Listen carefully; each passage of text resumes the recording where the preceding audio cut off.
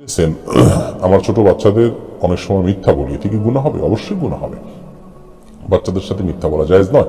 বড়দের সাথে যেমন না জায়েজ, বাচ্চাদের সাথে তেমন না জায়েজ। বাচ্চাদের সাথে মিথ্যা কথা বললে তাদের সাথে আপনি প্রতারণা করলেন, আবার মিথ্যা কথা বললেন, এবং তারা এখান থেকে মিথ্যা শিখবে, মিথ্যা তাদের কাছে স্বাভাবিক মনে হবে। এই জন্য এটি তাদের সঙ্গে করা জায়েজ নয়।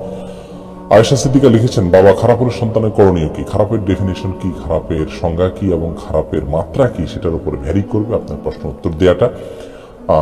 বাবা যদি এমন খারাপ হয় যে খারাপটা তার নিজের উপরে বর্তায়, আপনার উপরে কোনো কিছু না বর্তায়, তাহলে সেক্ষেত্রে তার খারাপ তাকে পাবে, আপনি তার সাথে সদাচরণ করে যাবেন। আর যদি তার খারাপটা আপনার উপরে বর্তায়, এই লেভেলের খারাপ হয়, তাহলে সেক্ষেত্রে তার খারাপ থেকে আত্মরক্ষা করার জন্য নিজেকে চেষ্টা করবেন এবং খারাপকে ঘৃণা করবেন। এই কারণে তার প্রতি যে ঘৃণা বোধ আসবে, সেটার জন্য আপনি আপনার কাছে দোষী হবেন না। তবে বাবার শাস্তির দায়িত্ব সন্তানের উপরে নয়, বাবাকে শায়েস্তা করার কর্তব্য সন্তানের নয়।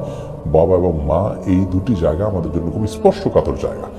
এই জায়গাগুলো আল্লাহর পক্ষ থেকে অনেক বড় পরীক্ষার জায়গা, যার কারণে খুবই সতর্কতার সাথে এগুলোকে ডিল করতে হবে।